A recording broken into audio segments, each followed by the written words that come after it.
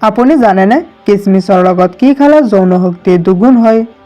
কোনটো পাতৰ ৰস মূৰত লগালে চুলি সৰা সোনকালে কমি যায়? পঁইতা ভাত খালে শৰীৰৰ কোনটো বেমাৰ দ্ৰুত ভাল হয়? এনেকুৱা ধৰণৰ আৰু কিছুমান নজনা প্ৰশ্নসমূহৰ উত্তৰ জানিবলৈ আমাৰ লগতে ভিডিঅ'টোৰ শেষলৈকে থাকিব বুলি আশা ৰাখি ভিডিঅ'টো আৰম্ভ কৰিছোঁ।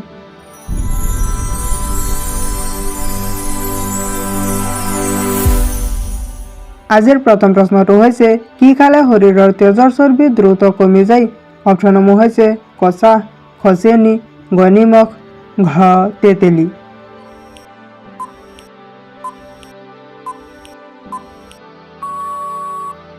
ইয়াৰ ভিতৰত শুদ্ধ উত্তৰটো হ'ব অপশ্যন ঘ তেতেলী। তেতেলী খালে শৰীৰৰ তেজৰ চৰ্বি দ্ৰুত কমি যায়। আমি আহিছোঁ পৰৱৰ্তী প্ৰশ্নটোলৈ। কোনটো ফল নিয়মিত খালে লিভাৰ সুস্থ হৈ থাকে? অপশ্যনসমূহ হৈছে ক আম, খ অমিতা, গ বগৰী, ঘ নাচপতি।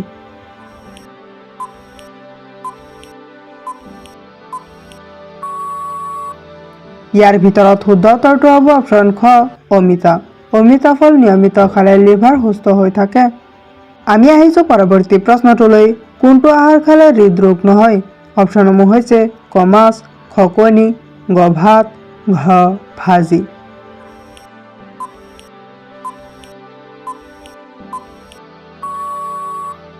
ইয়াৰ ভিতৰত শুদ্ধ উত্তৰটো হ'ব অপশ্যন ক মাছ।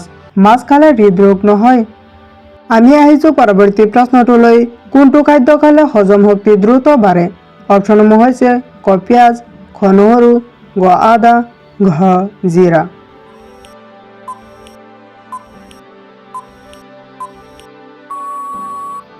ইয়াৰ ভিতৰত শুদ্ধ উত্তৰটো হ'ব অপশ্যন গ আদা। আদা খালে হজম শক্তি দ্ৰুত বাঢ়ে। আমি আহিছোঁ পৰৱৰ্তী প্ৰশ্নটোলৈ। গৰ্ভৱতী মহিলাই কোনটো খাদ্য বেছি পৰিমাণে খাব লাগে? অপশ্যনসমূহ হৈছে ক আম, খ গাখীৰ, গ মাংস, ঘ দৈ।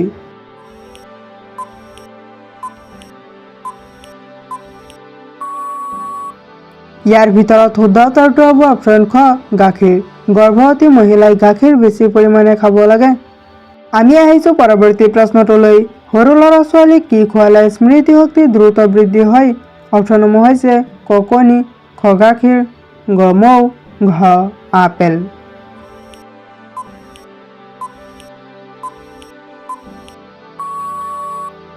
ইয়াৰ ভিতৰত শুদ্ধ উত্তৰটো হ'ব অপশ্যন ক কণী। সৰু ল'ৰা ছোৱালীক কণী খোৱালে স্মৃতিশক্তি দ্ৰুত বৃদ্ধি হয়। আমি আহিছোঁ পৰৱৰ্তী প্ৰশ্নটোলৈ। কোনটো ফুলৰ ৰস খালে মহিলাৰ মাহেকীয়া বেমাৰ ভাল হয়?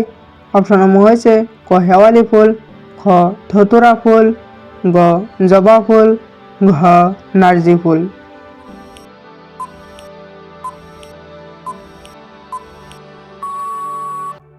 ইয়াৰ ভিতৰত শুদ্ধ উত্তৰটো হ'ব অপশ্যন গ জবা ফুল। জবা ফুলৰ ৰস নিয়মিত খালে মহিলাৰ মাহেকীয়া বেমাৰ ভাল হয়। আমি আহিছোঁ পৰৱৰ্তী প্ৰশ্নটোলৈ। কোনটো আহাৰ খালে দাঁতত পোক নহয়? অপশ্যনসমূহ হৈছে ক কণী, খ ভাত, গ নেমু, ঘ দৈ।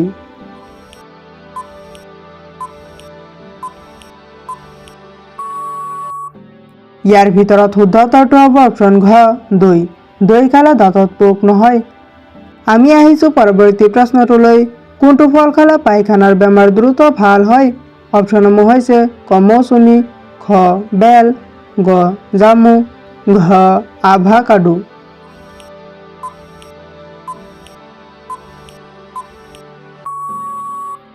ইয়াৰ ভিতৰত শুদ্ধ উত্তৰটো হ'ব অপশ্যন খ বেল। বেল খালে পায়খানাৰ বেমাৰ দ্ৰুত ভাল হয়। আমি আহিছোঁ পৰৱৰ্তী প্ৰশ্নটোলৈ। কি খালে টোপনি সোনকালে আহে? অপশ্যনসমূহ হৈছে ক গাখীৰ, খ ৰুটি, গ ভাত, ঘ আপেল।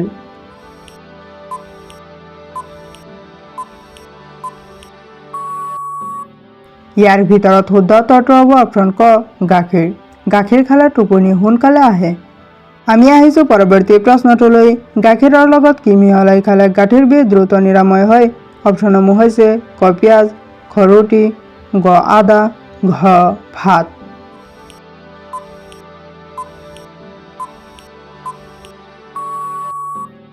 ইয়াৰ ভিতৰত শুদ্ধ উত্তৰটো হ'ব অপশ্যন গ আদা। গাখীৰৰ লগত আদা মিহলাই খালে গাঁঠিৰ বিষ দ্ৰুত নিৰাময় হয়। আমি আহিছোঁ পৰৱৰ্তী প্ৰশ্নটোলৈ। কচুৰ লতা খালে কোনটো বেমাৰ দ্ৰুত ভাল হয়? অপশ্যনসমূহ হৈছে ক পেটৰ বিষ, খ কোষ্ঠকাঠিন্য, গ হৃদৰোগ, ঘ কেঞ্চাৰ।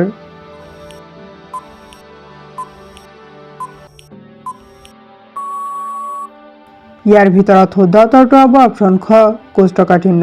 কচুৰ লতা খালে কোষ্ঠকাঠিন্য বেমাৰ দ্ৰুত ভাল হয়। আমি আহিছোঁ পৰৱৰ্তী প্ৰশ্নটোলৈ। কোনটো ফল দৈৰ লগত খালে গুৰুতৰ ক্ষতি হ'ব পাৰে? অপশ্যনসমূহ হৈছে ক মিঠা ফল, খ ৰুচিহীন ফল, গ টেঙা ফল, ঘ তিতা ফল।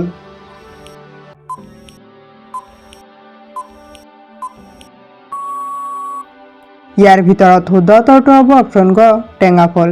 টেঙা ফল দৈৰ লগত খালে গুৰুতৰ ক্ষতি হ'ব পাৰে। আমি আহিছোঁ পৰৱৰ্তী প্ৰশ্নটোলৈ। কিচমিচৰ লগত কি খালে যৌন শক্তি দুগুণ হয়? অপশ্যনসমূহ হৈছে ক গাখীৰ, খ বাদাম, গ কল, ঘ মৌ।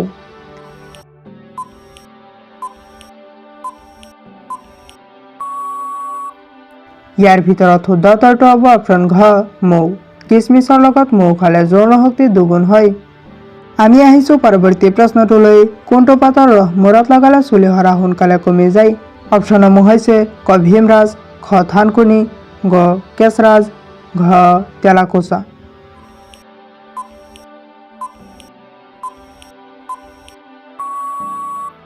ইয়াৰ ভিতৰত শুদ্ধ উত্তৰটো হ'ব অপশ্যন ক ভীমৰাজ।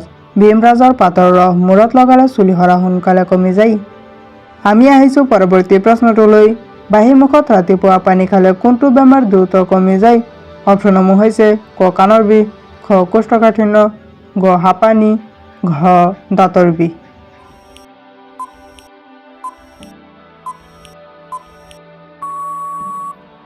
ইয়াৰ ভিতৰত শুদ্ধ উত্তৰটো হ'ব অপশ্যন খ কোষ্ঠকাঠিন্য। বাঁহী মুখত ৰাতিপুৱা পানী খালে কোষ্ঠকাঠিন্য বেমাৰ দ্ৰুত কমি যায়। আমি আহিছোঁ পৰৱৰ্তী প্ৰশ্নটোলৈ।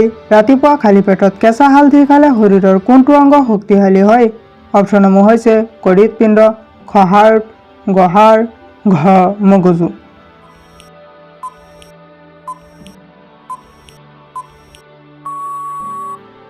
ইয়াৰ ভিতৰত শুদ্ধ উত্তৰটো হ'ব অপশ্যন ঘ মগজু।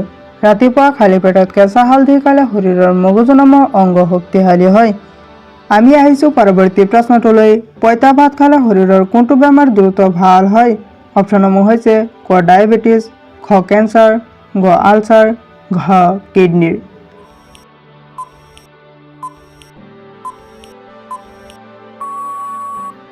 ইয়াৰ ভিতৰত শুদ্ধ উত্তৰটো হ'ব অপশ্যন ক ডায়েবেটিছ। পঁইতা ভাত খালে শৰীৰৰ ডায়েবেটিছ বেমাৰ দ্ৰুত ভাল হয়। আমি আহিছোঁ পৰৱৰ্তী প্ৰশ্নটোলৈ। মাছ খোৱাৰ পিছত গাখীৰ খালে শৰীৰত কোনটো বেমাৰ হয়? অপশ্যনসমূহ হৈছে ক হাঁপানি, খ জ্বৰ, গ জণ্ডিছ, ঘ এলাৰ্জি।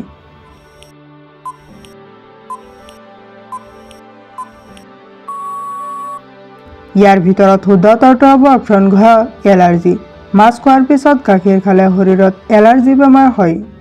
আমি আহিছোঁ পৰৱৰ্তী প্ৰশ্নটোলৈ। কোনটো ফল খালে শৰীৰৰ এলাৰ্জি বেমাৰ নিৰাময় হয়? অপশ্যনসমূহ হৈছে ক কঁঠাল, খ আপেল, গ জলফাই, ঘ কিচমিচ।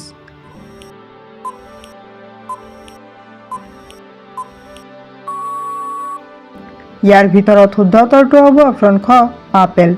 আপেল ফল খালে শৰীৰৰ এলাৰ্জি বেমাৰ নিৰাময় হয়। ভিডিঅ'টো শেষলৈকে দেখাৰ বাবে ধন্যবাদ। যদি ভিডিঅ'টো ভাল লাগিছে তেনেহ'লে এটা লাইক কৰি দিব আৰু যদি এনেকুৱা ধৰণৰ আৰু কিছুমান নজনা প্ৰশ্নসমূহৰ উত্তৰ জানিব বিচাৰে তেনেহ'লে আমাৰ চেনেলটো ছাবস্ক্ৰাইব কৰি ৰাখিব। Thank U.